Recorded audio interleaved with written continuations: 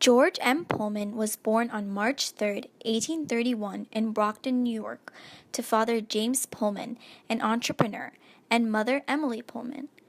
Pullman took over his father's carpentry business upon his death, but was soon intrigued by the idea of pursuing his own interests in corporate America.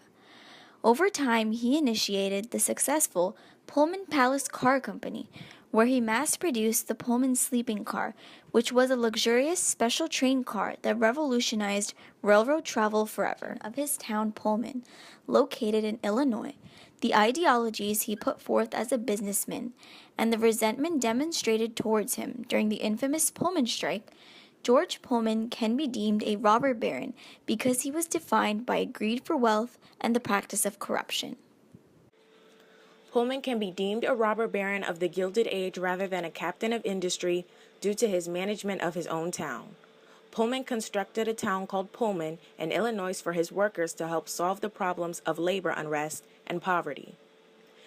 It may seem like a generous act on behalf of his workers, but like all businessmen, Pullman had an ulterior motive.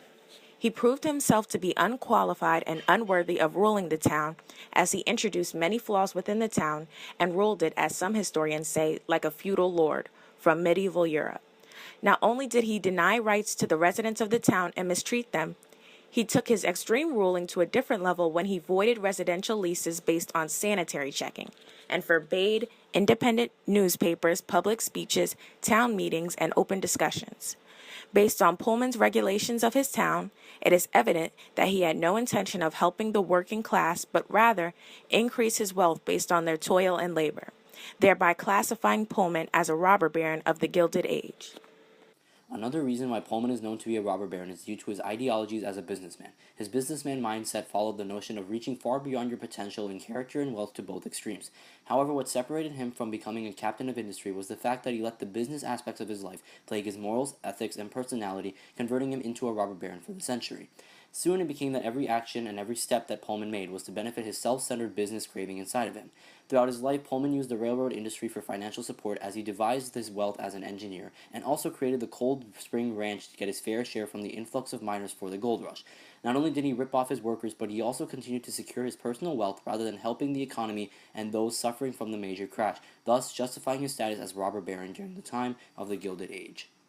In 1894, the Pullman Palace Car Company cut workers' wages by 25%, but didn't lower rates of living for workers. Workers attempted to discuss how much they were suffering from the budget cuts with George Pullman, but he refused to meet with them and demanded they'd be fired.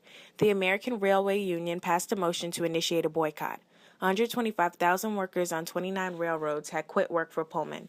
Workers caused major destruction and derailed a locomotive attached to a U.S. mail train. Militias were sent in to assure that trains would move, but many people were killed and wounded. The strike faded and the Pullman Company rehired strikers, but they lost more than $1 million in wages. Pullman's unfair labor practices of cutting wages and extending workers' hours shows how he can be considered a robber baron. George Pullman, in the earlier years of his career, helped build a sewage system, parks, and more. At first, it seemed he wanted to build a better lifestyle in the United States for everyone. However, it soon became evident that he only cared about his own success. His inventions and business showed how greedy he actually was, like most other businessmen during the Gilded Age. He did not care for the people at all, especially his workers, as he cut wages for his workers, not caring about the effect it would have on their lives. This gave them every right to carry out the Pullman strike and solidified Pullman's status as a robber baron for the Gilded Age.